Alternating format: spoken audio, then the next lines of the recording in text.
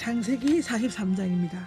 43장은 기근이 더욱 심해지자 먹을 양식이 다 떨어졌고 야곱의 가족은 다시 이집트에 가서 곡식을 사오지 않으면 안 되게 되었습니다. 그러나 이번에는 벤자민이 반드시 그들과 함께 이집트로 내려가지 않으면 안 되었습니다.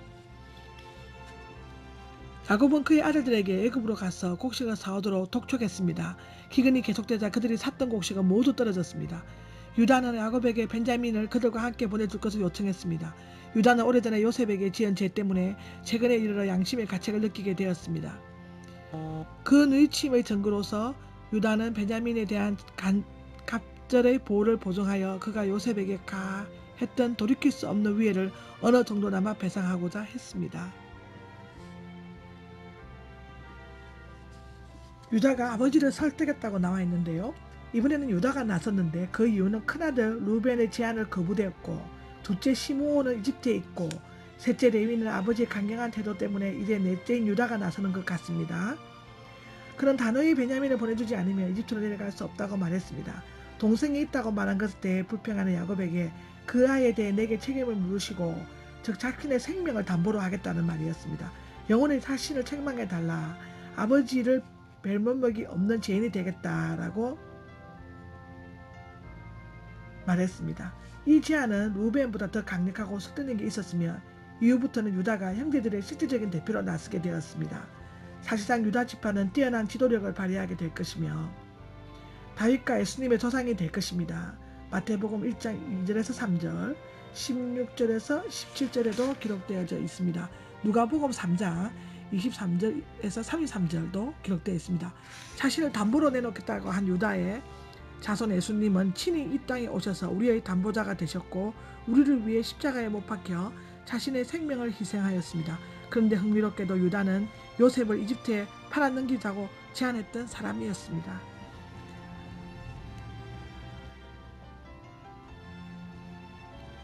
다시 애굽으로 간 요셉의 형제들이죠. 11절에서 14절의 기록이 그렇습니다. 여기서 제가 두 가지 주석을 여러분들에게 설명하고자 합니다. 매튜 헨리 주석에는 이렇게 기록되어 있습니다. 야곱이 설득당함이라고 되어 있는데요. 그는 이상적인 사람이었을 것이고 내 아주 데리고 떠나가라 라고 13절에 나와 있죠. 야곱의 이 말은 다음과 같은 뜻을 내포하고 있습니다. 그런 조건으로 밖에 곡식을 얻을 수 없다면 곡식이 없어서 우리 가족과 베냐민이 모두 죽는 것보다 베냐민에게 위험한 여행을 하게 하여 곡식을 얻는 것이 더 나으리라 라는 일관성에 득이 되지만 완고함은 득이 되지 않는다는 거 우리가 이 글에서 배울 수 있는 교훈입니다.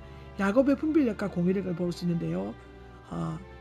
그것은 다음 세 가지의 일로 드러나고 있습니다. 그는 곡식을 자루에 발견된 돈을 되돌려 보냈습니다. 그는 이처럼 신중하게 일을 처리했고요. 혹 착각이 있었을까 두려웠습니다. 12절에 만일 착오가 있어 돈을 얻었다 해도 그 착오가 발견된 후에도 그 돈을 갖고 있으면 그것은 속임수로 돈을 얻는 결과가 됩니다. 두 번째로 가지의 일은 그는 곡식 가격이 올랐을지도 모른다고 생각해 그들이 전에 가지고 갔던 돈보다 2배나 되는 돈을 갖고 가게 했고요. 이는 그들의 정직한 마음을 보여줌으로써 그 땅의 주인인 그 사람으로부터 더 간대한 대우를 받고자 함이었습니다. 세 번째로는 그는 가나안 땅에는 풍부하나 애굽 땅에는 희귀한 토사물을 예물로 보냈습니다. 그 예물은 유황과 꿀덩어리 가나안의 수출품이었습니다. 여기 11절과 14절의 다른 주석은요 이렇게 기록되어져 있습니다. 그는 세 가지를 부탁하였다. 이 땅에서 나는 가장 좋은 특산품을 선물로 가지고 내려가라. 유황과 유황몰야에 대해서는 꿀은 포도나 나무 열매에서 짜낸 즙을 끓여 만든 진액이고 유황은 나무 열매, 피스타치오, 호두 열매이며 살구나무의 일종이며 수리아와 팔레스타인들의 나무입니다. 당시 높은 지위에 있는 사람들에게 선물을 드리는 것은 관례였습니다. 사무엘 상 16장 20절에 나와 있고요. 17장 18절에 나와 있고 너희 자루 위에 도로 넣어줬던 그 돈을 2배로 가지고 가라 12절에 나와 있는데요. 앞서 자루에 있던 돈과 다시 곡식을 살 돈을 합해 2배로 가지고 가라는 것이었습니다. 그것은 아마도 실수였을 것이었습니다. 야곱은 온갖 시련을 거치고 난 후 하나님 앞에서 양심적으로 살기를 원했습니다. 세 번째는 즉 말하는 요셉이죠. 너희 다른 형제 시므온과 베냐민을 돌려보내주기를 빈다 14절의 기록인데요. 야곱의 전능하신 하나님 곧 아브라함과 언약을 맺으신 하나님께 호소하는 것은 이집트 방문이 하나님의 언약이 성취되는 결과가 되기를 빌면서 베냐민과 시므온 아들들의 일을 전적으로 맡기는 것을 나타내고 있습니다. 내가 내 자식을 잃어야 한다면 잃을 것이다. 모든 것은 하나님께 다 맡기고 결과에 관계없이 하나님 뜻으로 받아들이겠다는 완고한 결심을 나타내고 있습니다.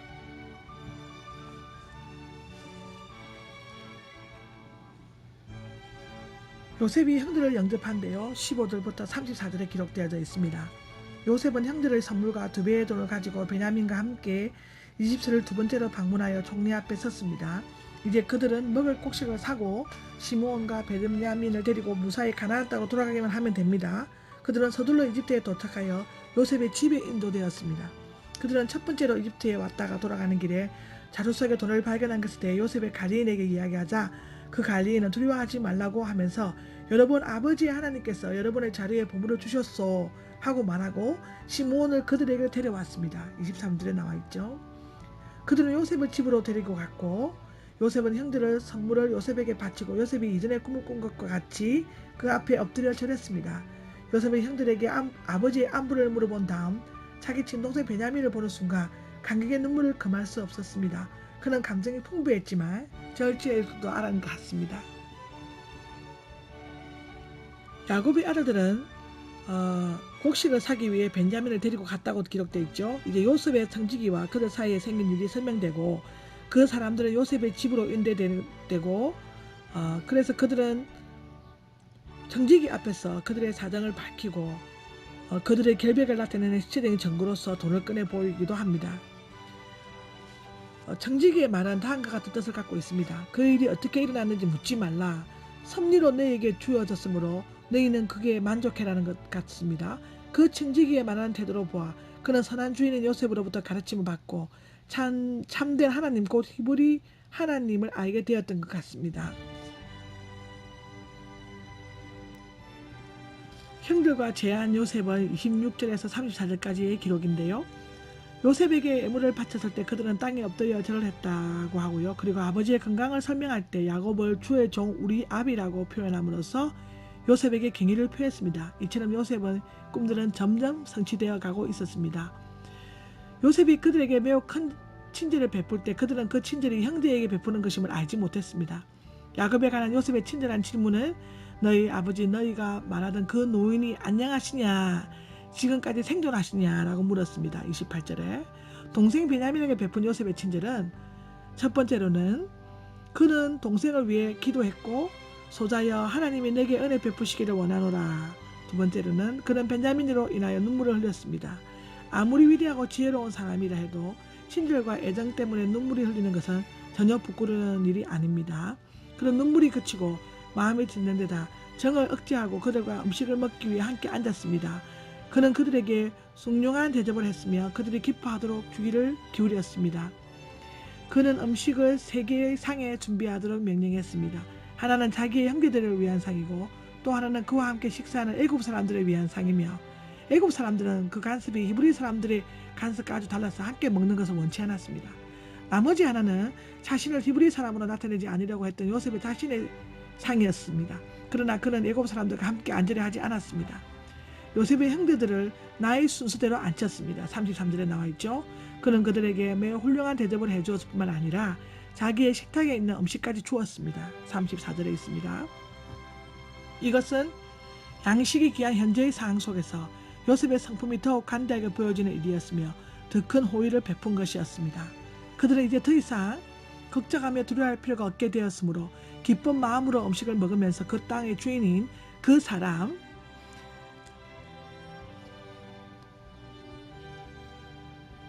즉 좋은 관계를 맺었다는 결론을 내렸습니다. 그리고 요셉은 그들로 하여금 자기가 다른 사람들보다 베냐민을 더 기뻐하고 있다는 사실을 깨닫게 하기 위하여 베냐민에게 자기 식탁에 있는 음식을 다른 사람보다 5배나 더 많이 주었다고 합니다.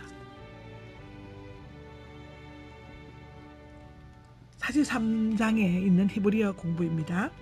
1절에 나오는 기근은 라브, 원뜻은 굶주리다, 굶주림이 기아 흥리를 뜻하고요. 3절에 나오는 경고는 우드, 원뜻은 반복하다, 되풀이해서 말하다, 엄중히 거듭 경고했다, 우드라고 있습니다. 6절에 나오는 괴롭게 하였느냐는 라, 딱 두 자입니다. 라, 괴롭게 하였느냐.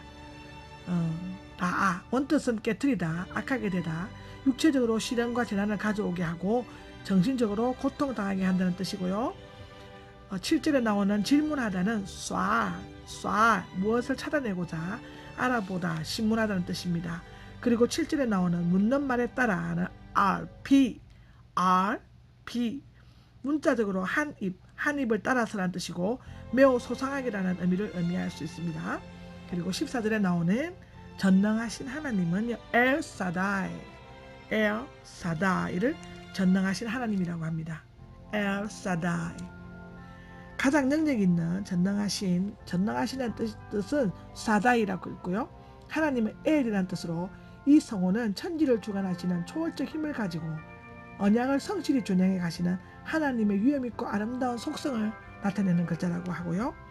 16절에 나오는 정오는 최하르, 큰빛, 곧 빛이 가장 밝은 때 대낮으로 애굽인들의 점심시간이었다고 합니다. 16절에 함께 먹을 것이니라 하는 것은 이티 요케알로, 공동 식사는 절친한 관계를 전제하고 있다고 합니다. 그리고 21절에 나오는 돈은 캐시아프, 은이라는 뜻으로 고대사에서 은금을 그려나 납세의 중요 수단이었습니다. 21절에는 전액 그대로, 이 말은 뱀이 세칼로, 문자적으로 그 무게 그대로, 즉 똑같은 액수의 돈을 말한다고 하죠. 23절에 나오는 안심하라는 뜻은 샬롬, 안심하라는 뜻입니다. 이것은 안전하다, 끝나다, 평안하다, 모든 불안과 근심을 끝내고 평안을 찾으라는 뜻이라고 하죠. 24절에 나오는 발을 씻게 하면은 이레하추 라그레헴, 나그네 손님을 기꺼이 영접하는 일상적인 접대 방법이라고 합니다. 이레하추 라그레헴이라고 있습니다. 그리고 소자는 읽을 때 벤, 아들, 손자, 자손이라는 뜻으로 벤이라고 있습니다. 32절에 나오는 부정은 도에바라고 하는데요. 원뜻은 몹시 싫어하다, 혐오하다, 자신들의 종교적 계율을 더럽게 하다, 어기다는 것을 말한다고 합니다. 34절에 나오는 5배는 하메시 야토트, 다른 사람들보다 많은 양의 음식을 주는 것을 각별한 사랑과 배려의 표시였다고 합니다. 아멘.